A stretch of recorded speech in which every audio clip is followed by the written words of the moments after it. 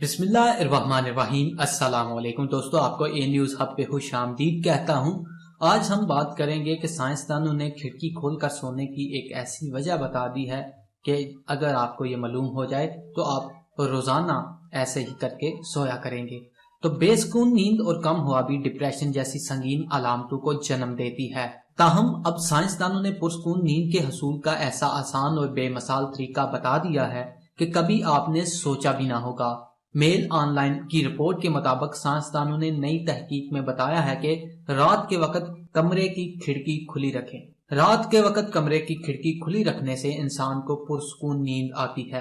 انہوں نے اس کی وجہ یہ بیان کی ہے کہ انسان کی سانس کے ساتھ کاربن ڈائی آکسائڈ خارج ہوتی ہے جو کھڑکی بند ہونے کی وجہ سے کمرے میں جمع ہوتی رہتی ہے اور آکسیجن کی کمیابی کے باعث نیند میں خلل کا سبب بنتی ہے، جبکہ کھڑکی کھلی رکھنے سے کاربن ڈائی آکسائڈ کمرے میں جمع نہیں ہونے پاتی اور انسان پرسکون نیند لیتا ہے۔ رپورٹ کے مطابق اس تحقیق میں نیدرلینڈ کے سائنسدانوں نے 17 رضاکاروں کو 3 گروپس میں تقسیم کیا۔ ان میں سے ایک کو کھڑکیاں دروازے بند رکھ کر سونے، دوسرے گروپ کو دروازہ کھلا رکھنے اور تیسرے کو کھڑکی کھلی رکھنے کی ہدایت کی۔